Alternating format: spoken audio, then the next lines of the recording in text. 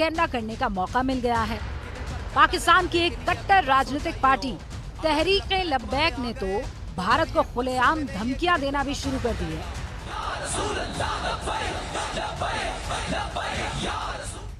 ये है तहरीक-ए-लब्बैक का सरबराह साद हुसैन रिजवी, जो सीधे लाल किले पर झंडा लहराने की धमकी दे रहा है। मोदी और उसके हवारी सुन लें कि हुजूर के गुलामों को ना छेड़ा जाए, हुजूर की इज्जत पर बात ना की जाए। हो सकता है कि कहीं लाल किले पर झंडा लहराने के लिए अभी बरसों चाहिए हो। अगर लब्बैक वाले आ गए तो फिर ये बरसों में नहीं, ये घंटों का काम हो जाएगा।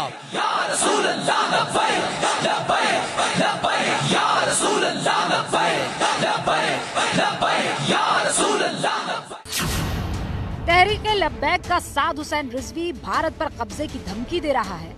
असल में जब से पाकिस्तान वजूद में आया है, उसके रहनुमाओं का भारत पर राज करने का बड़ा पुराना ख्वाब रहा है। इसीलिए साद हुसैन लाल किले पर अपना झंडा फहराने की धमकी दे रहा है।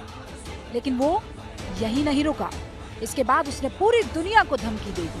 हम दुनिया की अक़वाम आलम को कहते हैं कि अगर दुनिया का अमन कायम रखना चाहते हो तो उसका एक ही तरीका है कि हमारे आका और मौला सल्लल्लाहु अलैहि वसल्लम की इज़्ज़त करना सीखो। और हम उस मोदी सरकार को कहते हैं, उस मोदी के यारों को कहते हैं कि फिलफौर वो जो तुम्हारी तर्जुमान है उससे ऐलान बरात करो और उसको सज़ा दो। इसलिए कि अगर कोई गाजी इल्मुद्दीन का मतवाला खड़ा हो गया तो फिर बात सिर्फ उस गुस्ताख तक नहीं रहेगी, बात उस तक भी पहुंचेगी जो उसके साथ खड़ा होगा। ये याद रखना, बाबा जी हमें सबक देकर गए हैं कि हमने गाजी इल्मुद्दीन को दफनाया है, उस खंजर को बाहर रखा हुआ है। जिस गाजी इल्मुद्दीन का नाम साद हुसैन ले रहा है, जरा उसके बारे में भी जान लीजिए। उसे पाकिस्तान में शहीद समझा जाता है क्योंकि उसने पैगंबर मोहम्मद का अपमान करने वाले की हत्या की थी। 1923 में लाहौर में पैगंबर मोहम्मद पर एक आपत्तिजनक किताब प्रकाशित हुई थी। किताब के प्रकाशक लाहौर के ही महाशय राजपाल थे। इस किताब पर खूब हंगामा और दंगे हुए। लाहौर के ही रहने वाले एक कारपेंटर इल्मुद्दीन ने 1929 में राजपाल की हत्या कर दी। तब से इल्मुद्दीन को पाकिस्तान में शहीद का दर्जा दिया जाता है। अंग्रेजी में ब्लास्फेमी और हिंदी में ईश निंदा यानी ईश्वर की निंदा, ये पाकिस्तान में अपराध है। पाकिस्तान में अल्पसंख्यकों पर जुल्म ढाने के लिए इसी ईश निंदा कानून का सहारा लिया जाता है। इसमें मौत की सजा का प्रावधान है। पाकिस्तान में ऐसे सैकड़ों केसेस हैं। अभी तो इमरान खान पर भी यही केस चल रहा है।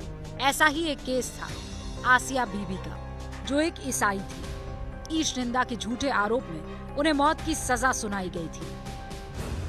पाकिस्तान पंजाब के गवर्नर सलमान तासीर ने आसिया बीबी के बचाव में अपनी बात रखी। सलमान तासीर ईश निंदा कानून के विरोधी रहे। आसिया बीबी से मुलाकात करने के लिए सलमान तासीर जेल भी गए थे। इसके बाद सलमान तासीर पर ही ईश निंदा का आरोप लग गया और 2011 में एक दिन सलमान के ही सुरक्षाकर्मी ने उन्हें मार डाला। सलमान तासीर को उनके सुरक्षाकर्मी मुमताज कादरी ने 27 गोलियां मारी थी। और यही मुमताज कादरी भी पाकिस्तान के कट्टरपंथियों का हीरो है और भारत को धमकाने के लिए लब्बैक वाले मुमताज कादरी के नाम का इस्तेमाल कर रहा है। उस खंजर की निस्बत से मुमताज कादरी कोहसार मार्केट में 27 गोलियां लेकर पहुंचा था। वो बंदूक भी बाहर पड़ी है। और ये याद रखना कि अगर गौरी, शाहीन, हतफ हमने अपने हुजूर की इज्जत के लिए इस्तेमाल ना किए तो हमारा कोई फायदा नहीं। हमने ये सारा कुछ रखा ही अपने आका और मौला की इज्जत के लिए हुआ है। अगरचे हमारे कुछ जिम्मेदारान, अगरचे हमारे ऊपर बैठे हुए कुछ नाहल और नाहंजार, उनको मालूम नहीं है कि ये सब कुछ है ही हुजूर के लिए। हमने जान